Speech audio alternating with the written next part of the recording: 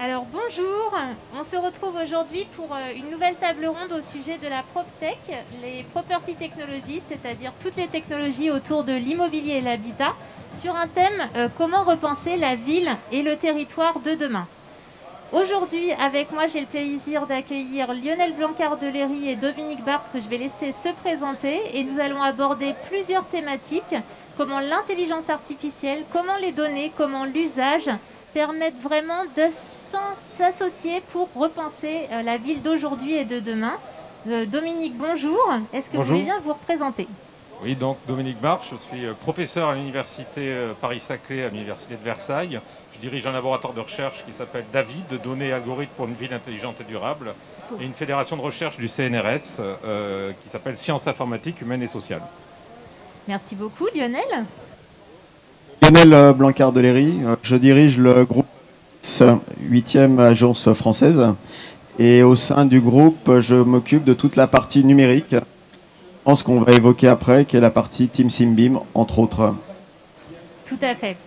Donc, autant A26 que l'Université Paris-Saclay sont partenaires avec la région d'un consortium de plus de 100 membres qui s'appelle Construire au futur, habiter le futur, et dans lequel nous repensons tous les modèles d'affaires, les usages autour de l'habiter, du construire et du smart territoire. Et aujourd'hui, c'est vraiment des illustrations concrètes que j'aimerais évoquer avec nos deux partenaires. Et tout d'abord avec Lionel. C'est quoi pour toi, Lionel, l'apport de l'innovation et des nouvelles technologies pour cette ville de demain? Et d'ailleurs, qu'est-ce que c'est pour toi, cette ville de demain? Alors, dans la discussion qu'on va avoir, va revenir un mot qui est la data, la donnée. Donc, c'est cette exploitation de la donnée, parce que c'est elle aussi qui va participer à la ville de demain, qui participe déjà à la ville d'aujourd'hui. Donc, on va mettre un peu au centre cette data, parce qu'il va falloir qu'elle soit pour les usagers et non pas imposée aux usagers. D'ailleurs, juste un petit mot, quand notre organisation professionnelle, à l'UNSFA, on avait participé au montage du plan de transition numérique bâtiment. Les deux mots qui étaient revenus au début, pourquoi on fait ça, cette transition numérique? Il y avait l'envie, c'est-à-dire si on ne donne pas envie aux gens, ça ne marche pas. Et il y avait le mot confiance, c'est-à-dire qu'il faut qu'on génère une confiance derrière. Si on n'a pas envie et si on doute, ça sera compliqué au niveau de la transition numérique. Donc c'était deux éléments. Après, la petite erreur aussi qu'on a fait au début, c'est qu'on a appelé ça plan de transition numérique bâtiment. Or, ça a un peu renfermé tout de suite le système, donc c'était le BIM. Et on avait oublié deux éléments qui étaient importants, qui étaient le territoire, donc la région Île-de-France avec qui on collabore, et la cité, donc le team et le SIM, et le faire pour tout le monde, donc que ça soit à l'usage de tout le monde. Et d'ailleurs, quand on a voulu développer ces démarches Team SIMBIM, alors pour être très pratique et très concret... Lionel, oui. Est-ce que tu veux bien nous expliciter ces petits acronymes Voilà, alors en fait, le team, donc c'est le territoire, donc on collabore évidemment avec la région à ce fameux jumeau numérique. D'accord. Donc qui n'est pas un jumeau numérique uniquement graphique, de 3D, ce n'est pas qu'une représentation 3D, mais elle en fait partie. Donc c'est avoir la ville d'aujourd'hui déjà qu'on peut numériser et dans laquelle on va intégrer un certain nombre de données. Et ces données, ce qui est important, c'est la manière dont on va les exploiter. Donc ça, c'est le team au niveau du territoire, de la région. Après, il y a les données à l'échelle de la ville. Donc ça peut être des données commerciales, sociologiques, démographiques qui vont aider à la programmation urbaine. Donc le City Information Management. Voilà, le SIM. Donc là, la cité, la ville. D'ailleurs, juste à titre d'anecdote, on le fait aussi dans des villages et on appelle ça le VIM. Voilà, donc village. Et justement, moi je veux bien une illustration concrète sur une petite ville en Île-de-France. Alors, à quoi ça sert un projet de Building Information Management dans une petite commune francilienne? Alors, quand on a développé ce Team STEAMBIM, dans cette notion d'envie et de confiance, on a plutôt au début préféré s'adresser à des communes de taille moyenne. Ouais. Donc je vous donnerai l'exemple de la ville de Lompont-sur-Orge, avec qui on était partenaires pour développer un peu cette vision numérique et la concertation, parce qu'on est dans de la co-concertation et de la co-construction. D'accord. Donc le maire Alain Lamour, que je salue, parce qu'il a accepté de participer un petit peu à cette expérience. Donc Lompont, c'est une ville de 7000 habitants environ. Et du coup, vous êtes servi du numérique pour remodéliser la ville. Alors on a modélisé, on a travaillé sur un quartier, mais on a dit on ne va pas travailler que sur le quartier. D'accord. C'est-à-dire que pour que les habitants comprennent un peu l'évolution de juste dans un coin, quoi. Bon, donc le remettre à l'échelle du territoire. On était à la limite aussi, donc on est dans une agglo aussi, donc parce que on va voir tout ce qui est déplacement, liaison, se fait à l'échelle de l'agglo aujourd'hui. Les liaisons douces, les vélos, ça s'arrête pas à l'échelle de la ville. Donc on a travaillé sur ces éléments et on a eu une vraie concertation. Alors je dirais, pour se mettre un petit peu au goût du jour, on n'était plus dans la logique du film, on était plutôt dans la logique de la série aujourd'hui. Donc à chaque présentation, et bon, ça montrait qu'il y avait un vrai succès. Qui augmente. Voilà, donc un projet concret où en fait le Building Information Management a servi les usagers. Les usagers, un exemple très. Dominique, est-ce que tu veux bien prêter ton micro à Lionel? Merci beaucoup. Un exemple très concret, c'est qu'on menait des ateliers. Donc les gens dessinaient de façon assez simple. Hein. Ils faisaient des collages. Ils disaient là, on verrait bien le parc. Et nous, la fois d'après, ils le voyaient en vrai. C'est-à-dire ce qu'ils avaient imaginé. Et ils disaient non, mais finalement, c'est peut-être pas une bonne idée là. On a mis les jeux trop près des habitations. Donc en fait, c'est pour ça que je parle de série. C'est qu'à chaque nouvelle série, en fait, ils voyaient concrètement ce qu'eux avaient imaginé et construit. Après, on est dans une logique aussi financière. Donc ce que je disais, il y avait la liste du Père Noël. C'est-à-dire tout ce que veulent les gens. On ne peut pas tout faire. Et après, il faut financer. Mais on le disait de façon transparente. Donc la donnée, c'était aussi la donnée financière des projets qu'on a construits. Et à la fin, on a une adhésion des habitants. Merci beaucoup pour cette illustration. Du coup, Dominique, ça me fait une très bonne transition. Concrètement, comment on peut penser cette ville de demain à partir des données usagées? C'est quoi d'ailleurs les données usagées? Et est-ce qu'il y a des freins en fait à cette pensée de la ville de demain? C'est quoi du coup les grands freins et aussi les grandes opportunités autour de la data de la ville de demain? Alors justement, je dirais qu'il ne faut pas, parce qu'on parle beaucoup de données, il ne faut pas que ça devienne la ville des données.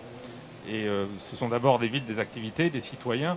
Et on retrouve un petit peu au travers de la donnée le principe que les sociologues et les géographes du 19e avaient sur la ville métabolique. La ville métabolique, c'est-à-dire une ville qui consomme, qui produit des externalités positives ou négatives, et qui a des organes. Et on est dans cette situation-là. Aujourd'hui, un organe, c'est un lieu et c'est un temps. C'est le lieu où on travaille durant la période de travail, c'est un lieu où on consomme, c'est un lieu où on vit. Et finalement, on a ces réseaux d'infrastructures qui permettent d'interconnecter, d'irriguer, je dirais, ces organes, et donc qui sont les réseaux de mobilité en particulier, et tout cela émane de la donnée. Mais on voit qu'on a un souci aujourd'hui, et la ville de demain, c'est sûrement celle-là, c'est le fait qu'on a une hyperspécialisation des lieux et du temps, et que donc on a une espèce d'injonction aux citoyens de devoir être mobile et de devoir se rendre en fonction du moment et en fonction du lieu, de se déplacer dans ce niveau-là. Et l'enjeu, et c'est l'enjeu je pense aussi de la donnée au cœur des villes, c'est d'introduire une certaine plasticité du temps et une plasticité du lieu. Que finalement ce soit la ville qui s'adapte et qui apprenne, et pas simplement l'usager qui soit obligé de plus en plus de façon stressante, je dirais, de pouvoir s'adapter à la ville. Et donc les données qui permettent de comprendre le territoire et de pouvoir aussi essayer de répondre, je dirais, par des méthodes d'apprentissage, parce que la donnée pour elle-même ne suffit pas, pour essayer d'avoir cette adaptation de la ville de ce point de vue-là. Et donc ça, c'est un des premiers enjeux. Le deuxième enjeu, je dirais, que l'on voit apparaître, c'est à travers premier enjeu, déjà, c'est pas à l'usager à s'adapter à la ville, c'est la ville qui doit s'adapter aux usages. La ville de demain, alors on dit la ville intelligente, elle n'est pas stupide pour autant aujourd'hui, on dit la ville numérique, mais ce n'est pas qu'une ville de données. Dire ce qu'est la ville de demain, c'est peut-être une ville qui s'adapte, c'est peut-être une ville qui apprend, et c'est peut-être une ville où les gens n'ont pas envie d'en partir le vendredi soir après l'avoir subi pendant toute la semaine. Donc c'est aussi cette notion-là. Et la deuxième chose, c'est de répondre à l'injonction, c'est-à-dire que l'usager, l'habitant, le citoyen n'est pas qu'une machine à produire de la donnée, n'est pas caractérisé que par des paramètres qui sont mesurés, que par des données statistiques qui prétendent faire du qualitatif. Il y a de la complexité.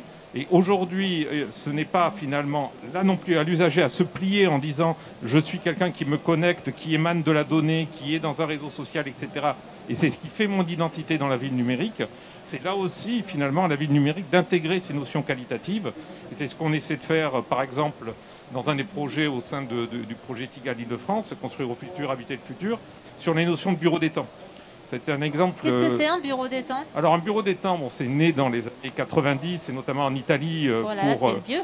Oui, c'est vieux. C'était pour essayer d'adapter les horaires des musées et des salles de sport aux citoyens, pour qu'ils puissent y accéder. Et puis finalement, ça a évolué et l'idée maintenant, c'est justement pour avoir des temps plastiques, de savoir comment adapter les temps d'activité, les temps d'ouverture, de fermeture, de cours, de travail, etc. Les lieux aussi, puisqu'on parle des tiers-lieux qui sont une manière de rendre les lieux de travail plastiques, d'essayer de les adapter pour faire baisser la congestion en termes de mobilité. Donc en fait, l'objectif, c'est vraiment que les lieux s'adaptent aux usagers et pas l'inverse, et qu'en plus, on leur donne la possibilité de ne pas être tous au même endroit, au même moment. Voilà. De ne pas avoir cette notion-là, mais ça, on ne peut le faire que si on tient compte de la réalité des citoyens, c'est-à-dire et notamment de la confiance. Là, c'est le troisième point, mais là déjà le citoyen, c'est-à-dire qu'on a tous là aussi des contraintes, déposer des gamins à l'école, avoir des activités, habiter loin ou près, etc. Et ça, c'est pas forcément des choses qui se mesurent simplement avec les flots de mobilité. Donc ça, c'est un enjeu. Et le troisième, en effet, et c'est ce qui a été dit, c'est le sujet clé en ce moment, c'est la notion de confiance.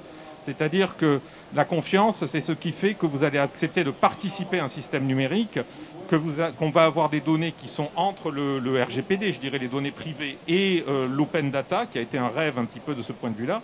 Parce que par exemple, ce qu'on développe aussi au sein du projet avec Grand Paris Sud sur une manière d'essayer de rendre plus harmonieuse la logistique urbaine, nécessite d'avoir de la part des acteurs des données qui sont pour eux des données sensibles. Oui. De pouvoir avoir des usagers qui vont aussi participer et qui auront confiance. Et cette confiance, elle n'est pas que obtenue par des outils, blockchain, normes, etc. Clair. Elle est dans le process qui va de la construction de la plateforme et sa définition. C'est une vraie manière de faire de la co-construction avec les citoyens, jusqu'à l'implémentation, même la manière de recruter les personnes qui vont s'en occuper, de pouvoir avoir des réponses claires aux questions que les individus se posent. Et tout ça, ça se construit. Merci et donc, il faut beaucoup, intégrer la confiance dans ces plateformes numériques. Merci beaucoup pour cette illustration. Et justement, Lionel, je crois que c'est un des points qu'on avait évoqué. La confiance, c'est aussi la confiance dans les infrastructures de données. Et on a justement parlé en fait de ce besoin des citoyens de savoir où sont leurs données. Est-ce que vous pouvez nous éclairer un peu sur ce point-là? Alors, dans le cadre du groupe, on a un pôle data center chez nous et labo. Donc, on est très au fait un peu des évolutions des data centers. C'est vrai qu'il y a eu un événement récent d'un incendie dans un des gros opérateurs qui a montré que finalement, centraliser toutes ces données en un endroit, ça peut être catastrophique. Bon, il y a eu les problèmes récents d'Orange aussi qu'on a évoqués.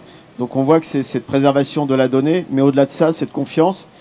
Et chez les opérateurs de data center, il y a un petit changement qui semble s'opérer. C'est-à-dire, au lieu d'avoir des très grosses infrastructures qui sont isolées, voire ailleurs, dans d'autres pays européens ou aux États-Unis, il y a de plus en plus une volonté d'avoir des petits data centers. D'accord. Si je caricaturais, l'usager, il veut voir sa donnée.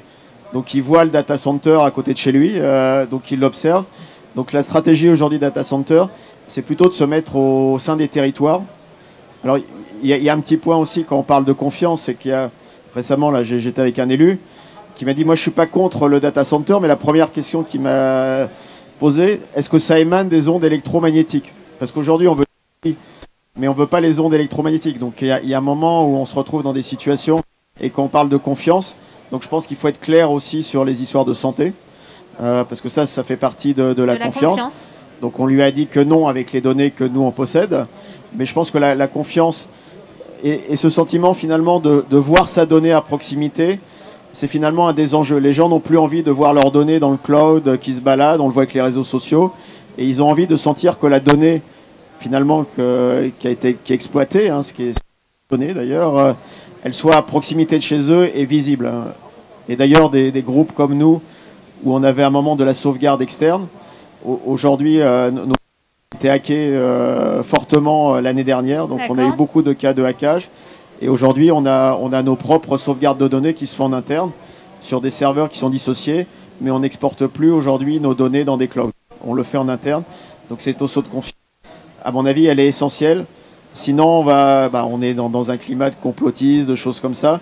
Donc il faut être clair sur ce qu'on fait. Et les data centers, est-ce que vous voulez un data center chez vous?